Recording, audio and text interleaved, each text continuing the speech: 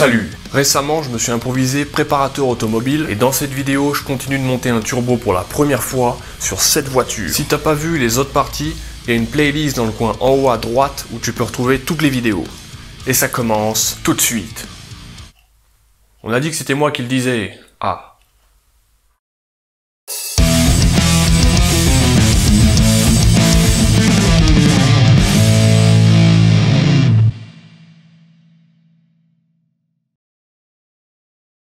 Dans la dernière vidéo, j'ai changé le joint de culasse, et c'est tout. Bon, tu vois, il reste quand même pas mal de trucs à faire, donc maintenant je vais passer à l'intercooleur. Si tu sais pas ce que c'est un intercooleur, c'est ça.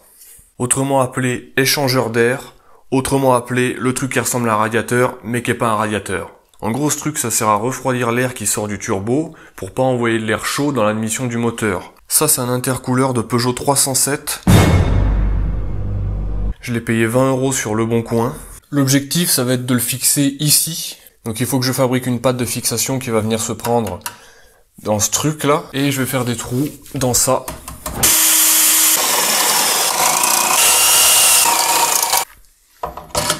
C'est nickel. Maintenant, je vais faire une patte ici. Je vais me servir de cette chose. Waouh!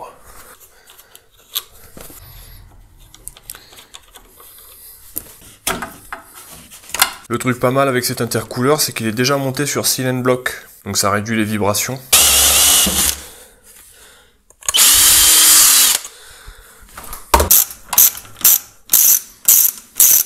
Je vais faire passer le levier de l'embrayage là, entre les deux tuyaux, et je vais le déporter un peu vers l'avant.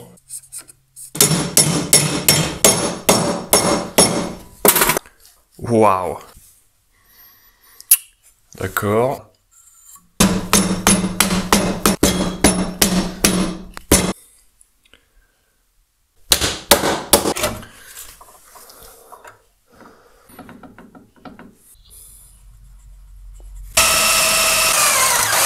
Je vais utiliser ça. Ça, c'est des pas de vis qu'on peut rajouter là où on veut. C'est hyper pratique.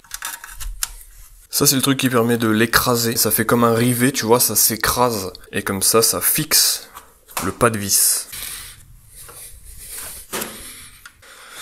Je vais peut-être arrêter là parce que je vais tout péter, je crois. J'ai foiré le pas de vis. Je vais le souder. Je vais pas m'emmerder avec ce truc. Bon, je protège avec des trucs inflammables parce que j'aime bien le danger.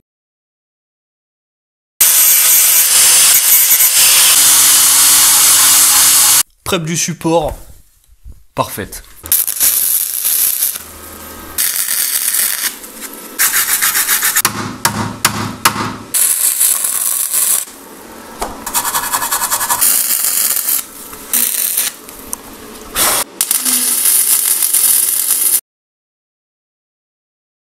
Et voilà frérot, c'est fini. Non, je déconne. J'ai remis le pare-choc pour voir où est-ce que ça touche. Et ça touche partout. L'anti-brouillard droit touche l'intercooleur et l'anti-brouillard gauche touche le radiateur.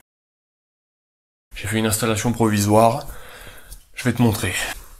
Concernant l'intercooleur, je l'ai soudé carrément, je me suis pas emmerdé. Et c'est à peu près tout ce qui s'est bien passé, on va dire. Le radiateur, il sera à peu près comme ça. Je suis obligé de le décaler vers l'avant parce que sinon ça va toucher l'échappement du turbo. Sauf que le problème c'est qu'en le mettant comme ça, je peux plus remettre les durites d'eau, ça tombe plus en face. Ensuite concernant les tuyaux d'air du turbo, là j'ai mis un coude, mais pour le faire passer j'ai été obligé de découper un peu la traverse là. Il y en a peut-être qui vont dire que c'est pas cool d'avoir fait ça, mais je m'en bats les couilles. D'ailleurs, il faudra encore que je le recoupe parce que là, c'est extrêmement limite. Et je pense qu'avec les coups d'accélérateur, ça va couper en deux le coude. Coude d'ailleurs que j'ai dû modifier parce qu'il était trop long. Voilà l'autre bout. Ensuite, ici, là, il y a un raccord en aluminium qui part sur cette magnifique durite flexible qui vient tout droit de chez AliExpress. Elle est tendue de chez tendue, donc je vais essayer de la raccourcir légèrement aux deux extrémités puisque je peux pas vraiment la couper n'importe où puisqu'il y a de l'acier dedans, enfin bref. Je vais essayer de la raccourcir. Et enfin, si tu regardes par là, tu peux voir que la durite rouge, elle passe juste sous cette durite d'eau qui est tendue de chez tendue. Concernant les durites de refroidissement, je vais être obligé de commander des rallonges directement depuis la Chine, donc ça va encore rajouter des délais.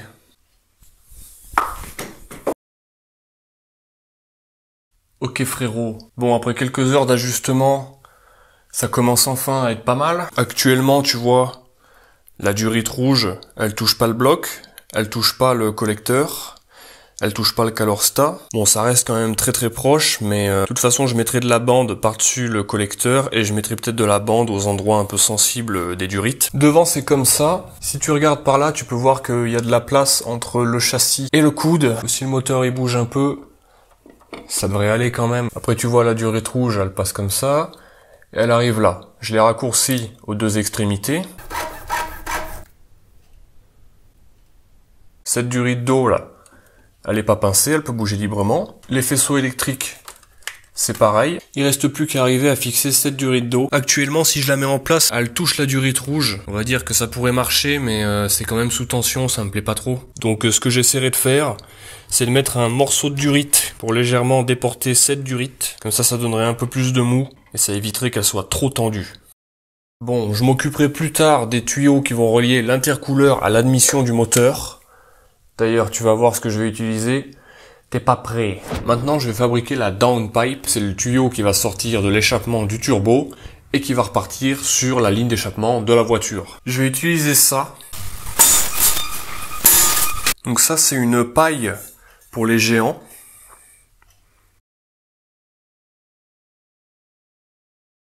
Donc ça, c'est un tube en acier, diamètre 57 ou 58. C'est pas de l'inox parce que déjà l'inox ça coûte cher. Ce tube il fait 1 mètre, ça devrait être suffisant pour fabriquer la downpipe, mais t'as dû voir qu'il faut faire des coudes, et j'ai pas de coudes. Donc je vais devoir fabriquer des coudes avec un tube droit. Mais j'ai pas de cintreuse pour plier le tube, donc on va faire ça ghetto. L'idée ça va être de couper le tube en biais pour fabriquer un angle. C'est parti. Garde en tête que j'ai jamais fait ça, hein. Mais bon, normalement, tu dois commencer à être habitué.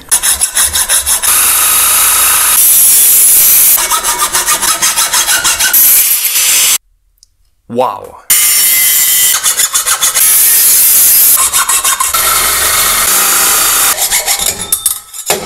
Bon, les angles sont un peu bizarres, mais bon...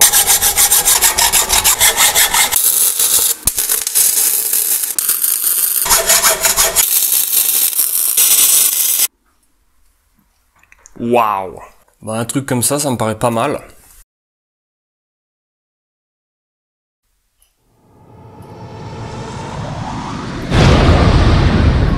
Mais c'est magnifique!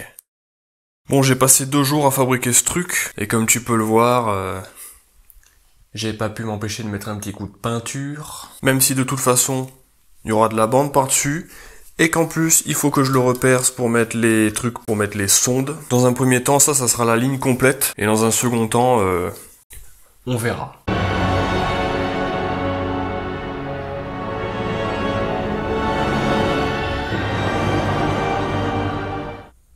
Tu vois, normalement, là, il y a assez de place pour pouvoir mettre le retour d'huile, puisque là, je vais mettre un coude, donc ça va partir comme ça. Et ici, il y aura aussi un petit coude qui va partir un petit peu vers le haut, comme ça. Donc ça devrait passer pile poil entre le turbo et la downpipe. Malheureusement, il y a un autre problème, c'est cette durite de refroidissement. Quand je la mets en place, tu vois que ça touche la downpipe, donc il va falloir que je la coupe et que je la rallonge. Comme je l'ai dit tout à l'heure, il va falloir que je perce la downpipe pour pouvoir mettre 2 sondes lambda. Peut-être que je peux en mettre qu'une, mais comme il y a celle d'origine et celle que je veux rajouter qui est une wideband, donc elle peut pas se connecter sur le connecteur d'origine, je pense que je suis plutôt obligé d'en mettre 2. Au pire, je pourrais débrancher celle d'origine, c'est pas un problème. Il y a encore un autre problème, c'est le radiateur. Une fois en place, le radiateur, il touche la downpipe. C'est pas énorme, mais c'est un peu chiant. En réalité, ce qui touche, c'est le support du ventilateur qui se trouve ici. Je pourrais très bien le mettre un peu loin comme ça, mais le problème, c'est qu'après, le radiateur va toucher le pare-choc. Donc, il va falloir que je modifie la fixation du ventilateur pour pas que ça touche. Mais bon, là, j'en ai un peu marre de faire des trucs chiants. Donc maintenant, je vais m'occuper des tuyaux de l'admission d'air. Bon, accroche-toi bien parce que pour l'admission, je vais utiliser du PVC. Donc ce truc, c'est une paille pour les géants. Donc ce truc, c'est un tuyau d'évacuation en PVC pour les eaux usées, frérot. Et je vais m'en servir pour relier l'intercooleur à l'admission du moteur. Bon, je suis pas le premier à faire ça, hein. Il y a d'autres personnes qui l'ont déjà fait. Il y en a qui disent qu'on peut pas le faire parce que ça fond, il y en a qui disent que ça marche très bien, il y en a qui disent que c'est bien pour un truc temporaire. Et moi, je m'en bats les couilles. L'avantage forcément, c'est que ça coûte que dalle, et qu'en plus on peut acheter des coudes. Donc c'est très pratique. On va voir ce que ça donne. De toute façon, ça devrait pas passer proche des points chauds, donc il devrait pas y avoir de risque que ça fonde. Mais en plus, je vais l'enrouler de bandes thermiques. C'est parti. Le but, ça va être de relier cette sortie d'air jusqu'à l'entrée du moteur qui se trouve ici. Au niveau de l'admission, je vais me servir de cette chose. Ça s'appelle un bob de Palio. Donc ça vient d'une Fiat Palio. C'est une pièce très rare.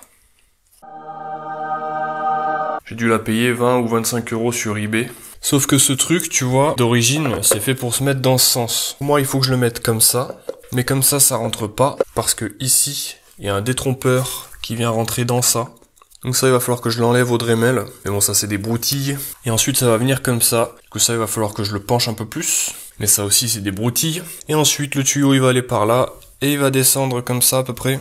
Donc j'ai cette chose, c'est un réducteur. Donc ici, c'est plus large que là. Puisque ça, c'est plus large que le tuyau qui sort de l'intercooleur. Ce qui sort de l'intercooleur, c'est du 50. Et ça, j'ai oublié. Et là, comme j'ai pas les vis d'origine, je vais couper des tiges filetées que je viendrai mettre dans les trous avec des écrous. 27.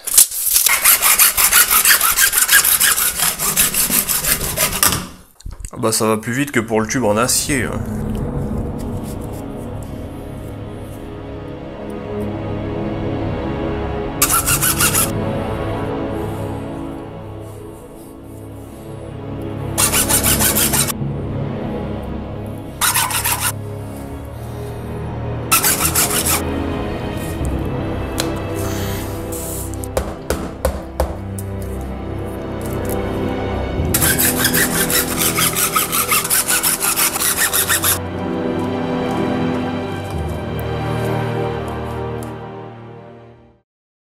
Ok frérot. Bon, je pense que je tiens un truc pas mal là. Donc en gros, bob de Palio, réducteur, PVC, coude 45, PVC, coude 45, PVC, coude 45, PVC, coude 90, deuxième coude 90, troisième coude 90 qui rentre dans le manchon, qui va sur l'intercooleur. Bon, évidemment, quand je dis PVC, ça veut dire tube droit. Hein. Dans le futur, j'aimerais essayer de mettre un coude en silicone directement ici pour partir directement vers la droite. Le montage actuel me paraît bien, donc maintenant, collage.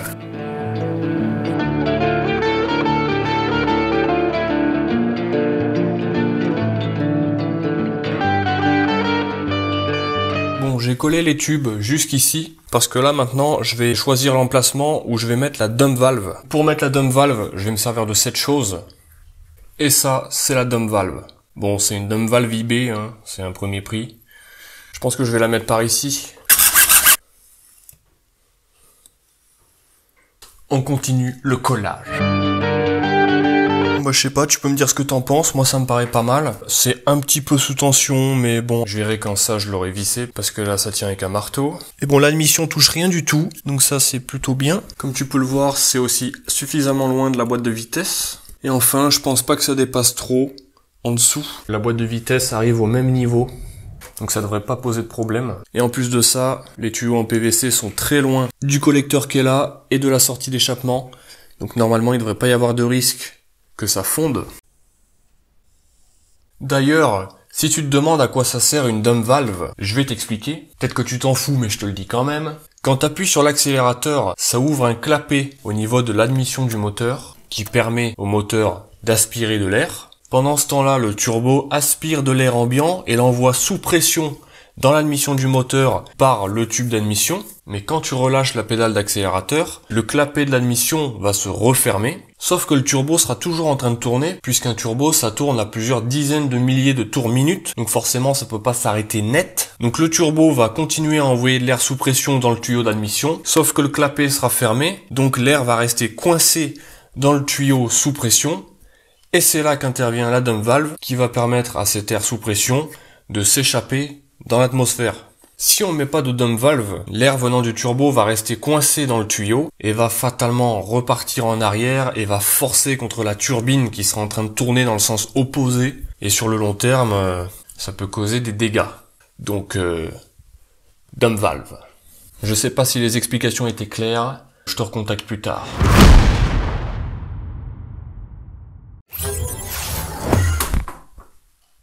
Ok frérot. Bon, j'ai fait pas mal de petits trucs longs et chiants à faire. Je vais te montrer. Déjà, j'ai commencé par mettre de la bande thermique sur le tuyau d'admission. Donc maintenant, c'est absolument magnifique. J'ai nettoyé la durite rouge. On s'en fout, mais je te le dis quand même. Ensuite, j'ai fabriqué 2 tiges filetées sur mesure pour le bob. J'ai complètement nettoyé le bob et j'ai pas pu m'empêcher de lui mettre un petit coup de peinture. Ensuite, j'ai démonté le ventilateur du radiateur. Et je l'ai modifié pour que le renfort au milieu touche plus la downpipe. Du coup, je l'ai renforcé en soudant 2 renforts à droite et à gauche. C'est moche, mais c'est hyper solide. Ensuite, je l'ai remonté sur un radiateur neuf.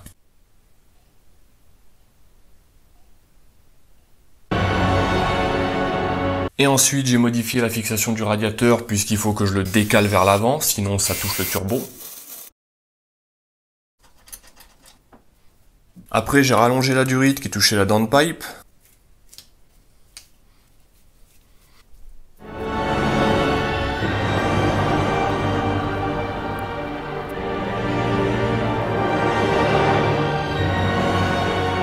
J'ai reçu mes coudes pour le retour d'huile du turbo, donc j'ai modifié l'arrivée et le retour pour qu'ils soient à la taille parfaite.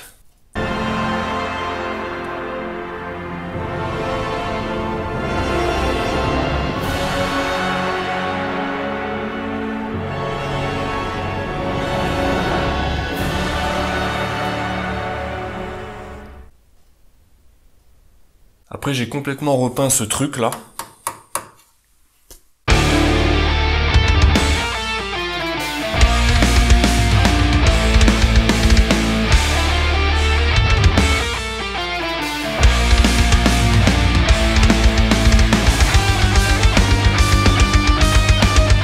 Mais au final, je trouve que la peinture est un peu foirée. J'ai clairement trop chargé les couches et bref, c'est un peu de la merde.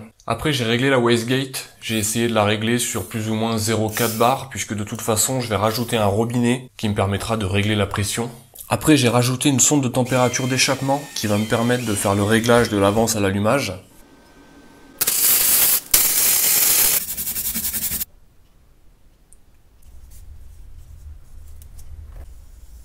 Après, j'ai rajouté de la bande thermique sur le collecteur. Et après, j'ai tout remonté avec des joints neufs.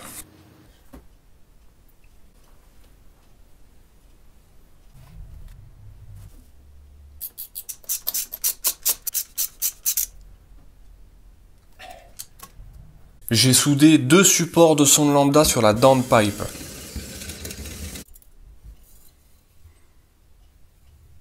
Bon, j'aurais pu en mettre qu'un seul, mais j'aurais aussi pu en mettre 25, donc on s'en fout. Au final, elles sont l'une derrière l'autre, et j'ai un peu peur que celle-là, elle prenne moins les gaz ou je sais pas quoi. Du coup, en premier, je mettrai la sonde wideband qui coûte une blinde, et en deuxième, je mettrai la sonde d'origine, bas les couilles. Après, j'ai mis de la bande thermique sur la downpipe, et je l'ai remontée en mettant un joint neuf entre la downpipe et le turbo.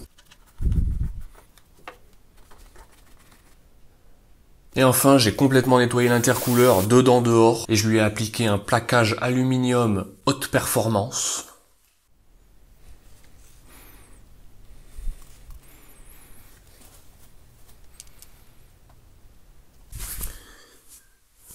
Ose me dire que c'est pas incroyable. Je remettrai le radiateur plus tard, comme ça après le premier démarrage, je pourrai plus facilement voir s'il y a une fuite. Je mettrai également plus tard les tuyaux qui vont à l'intercooleur et à l'admission, puisqu'il faut encore que je rallonge les durites de refroidissement et j'attends encore mes raccords.